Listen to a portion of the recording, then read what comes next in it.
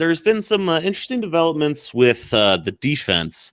For starters, they're having their offense. Helton particularly likes to go ones versus ones in practice, at least on some occasions. But he's having the offense run hurry up schemes and or hurry up tempo rather, and then schemes that require the defense to be in nickel, because you're going to see up tempo offenses in the Pac-12, and frankly, their secondary defenses, which is nickel package, they're probably going to use more often than their primary scheme.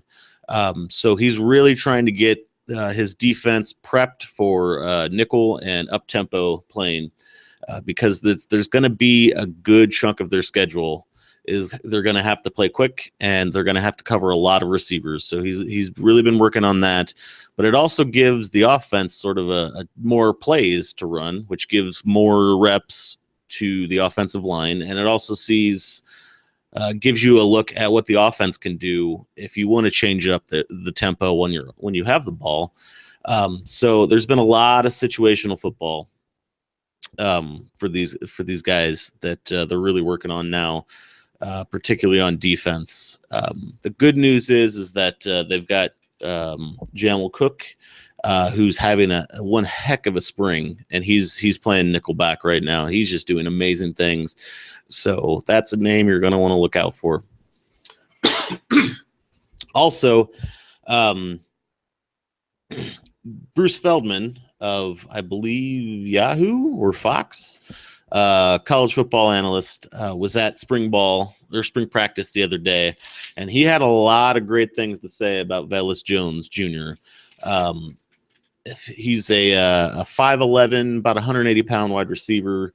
If you'll remember correctly, in the 2016 class, Jones he had initially committed to USC, flipped his commit to Oklahoma, then eventually flipped back to USC. Bruce Feldman had tons of good things to say about him. He compared his speed and athleticism to Adoree Jackson. And that's just that's a pretty big comparison to make. That's a lot of hype to live up to, but it's just yet another wide receiver in this great group of receivers that USC has. They've got to replace Rodgers and Juju and a lot of great talent, but if we're talking Adoree Jackson levels of athleticism in some of these guys, the USC passing game could be pretty darn impressive this year, assuming the offensive line can block for him. And then finally, I think the last thing I wanted to touch on is that they actually kept, if you can believe this or not, Mark, they actually kept Sam Darnold pretty constrained on a pretty short leash last year about, what he was allowed to do, what packages he was allowed to run out of. I know it doesn't seem like it. I know it just seems like they just gave him the ball and let him go to town. But they shrank things down. I mean, he's a first-year starter coming in mid-season, or after the first few games. But this year, they're sort of opening up the playbook a little bit for him. So there's been some growing pains. He's thrown, for what this is worth, he's thrown more interceptions in this spring camp than he did last year at spring camp. But they've also brought in a ton of new plays and packages for him to run. So he's learning more things. It's not just roll out and then make a crazy throw and have somebody make an even crazier catch. So that's good news. They're going to be a little more organized on offense. But again, to do that, you are going to need an offensive line, and we're back to the question marks where we started. Yeah, I think a lot of people get caught up in judging how open the playbook is to the particular quarterback based on how many times he drops back to throw. Oh, he threw 50 passes this game. He had the entire playbook, and they really opened things up. Well, they opened things up throwing the ball downfield, but not necessarily in regards to the number of formations and personnel groupings and all the things that can get chaotic that the quarterback needs to keep track of. So maybe he had 50 or 60% of the playbook. It sounds like something in that range last year. So that, as long as he can grasp it, which I don't think either one of us have many concerns that he can grasp it, that's going to be so much more the defensive coordinators facing USC this fall are going to have to be concerned with. things that they've never seen before that could be unleashed on them come game day. Yeah, and a quarterback who can improvise and create things with his legs is tough enough to prepare for.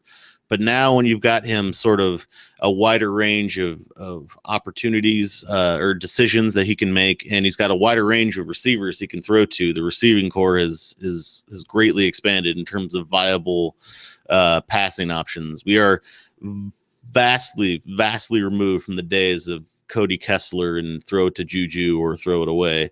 We're like in the complete opposite of that world now.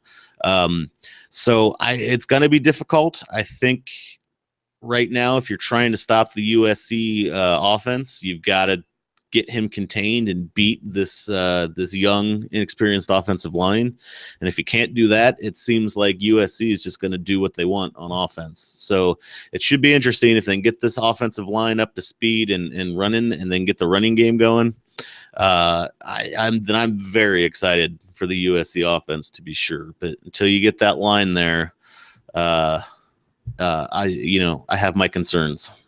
So we are just 8 days away from seeing USC at least line up, and attention along the offensive line, as we addressed earlier. I, for one, am going to be interested to see what the opening set is. Not that that's set by any reason, but what it's going to be and who's going to be where, and then how much they're going to mix and match. And if you see one guy in particular that's going to take on maybe two positions, a center and a guard position, and other guys that only can play one position, and just see what they're trying to figure out, because that's going to be the first game action that we get to see, at least. They have a couple scrimmages there, obviously, in practice that we only hear a little bit about.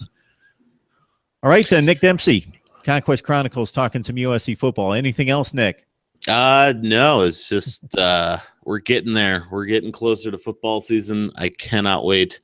But it's going to be a long summer, as it always is. So hopefully you really like baseball to pass the time. Well, I do. Nothing supplants college football, but I do. Well, that's good for you, I guess. We will carve up the Trojans in the Pac-12. No question about that in the ensuing months to get us ready. All right, Nick, thanks a lot. Absolutely, Mark. Anytime.